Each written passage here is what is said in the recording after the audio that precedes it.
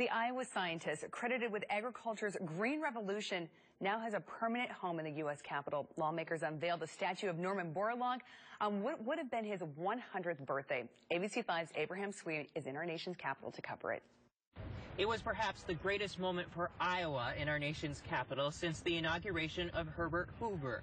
And while Norm wouldn't have wanted all the fuss, he got it anyways. Even now, I'm still kind of floored by the whole thing and just humbled that I get to be a part of it.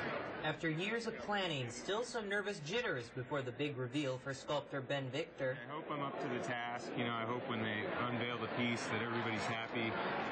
I'm certainly happy with how he turned out, so I just can't wait to see him.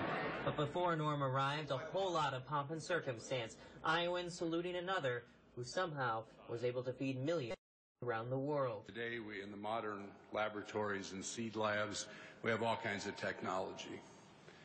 When Norman Borlaug made his breakthroughs, it was all done with genius himself.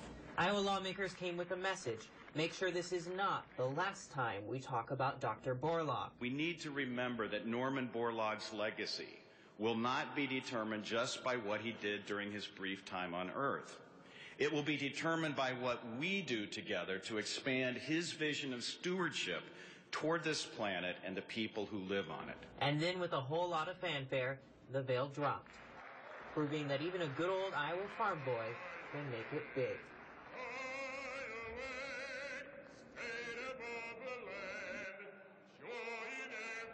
Today was essentially the kickoff for a year-round celebration for Norm Borlaug. They're going to have events all over the place, from the U.S. Botanical Gardens down the street to Norm's wheat fields in Mexico.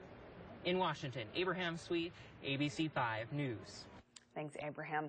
Borlaug's statue will serve as one of two for Iowa in the Capitol. It will replace the statue of James Harlan, a former Iowa senator that had been in place for more than 100 years. And then back here at home, Iowans gathered at the World Food Prize building for their own celebration. They watched a live webcast of the ceremony in Washington. Norman Borlaug is important to Iowans because of his advancement that he made for agriculture. We feed a lot of the world here in Iowa. We're a strong agricultural state, and certainly Norman Borlaug epitomizes our history as an agricultural wonder and a great humanitarian. They even had birthday cake at the World Food Prize today in honor of Borlaug's 100th birthday.